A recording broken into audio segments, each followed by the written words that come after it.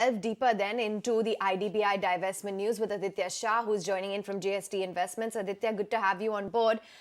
In terms of what the overall stake sale plan is, we understand that the divestment is of about 60.7% stake, and there are some potential buyers with a minimum net worth of about 25,000 crores, as well as the criteria of net profit in the previous 3 to 5 years, as well as the NBFC buyers. What's your outlook in terms of what this could potentially mean?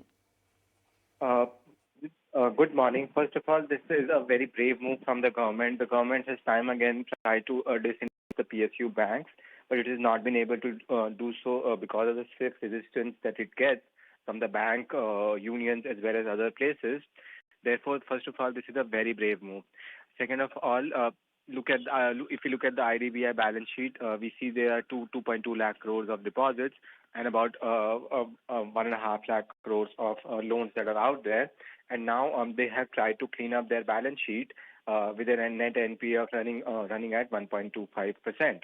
So I think that it's a very good franchise that anybody who wants a banking license in India can do so by buying this bank, provided he meets all the guidelines of the government as well as RBI. So a brilliant move from the government. I hope the government moves through even with the swift resistance that it will face from the bank unions.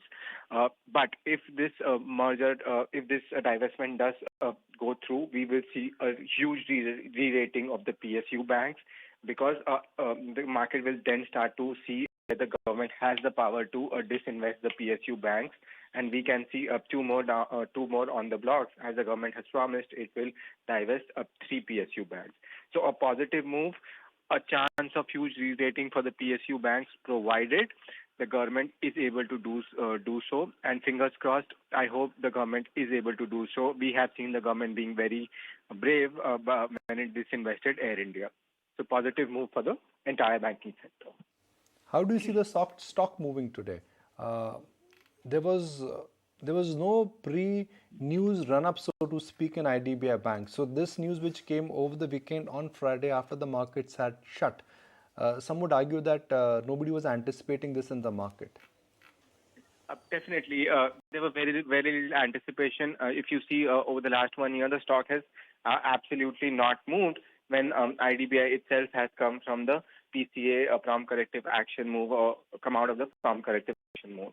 So in my opinion, this is positive for the stock. However, again, I say this, a lot of resistance will be faced, and the market is a little bit skeptical about how the government will get this move done. So in my opinion, in the short term, the stock may move up. However, you have to be cautious right now taking a punt, because this is a long process. This is not a short process. And resistance will mean that the government will face pressures to put off the divestment. So in the short term, those who are not very risky traders can look at those who are very risky can look at the stock. However, those who don't like risk should stay away from the stock right now and see who are the bidders who are coming in. I really appreciate your time. Glad you could join us.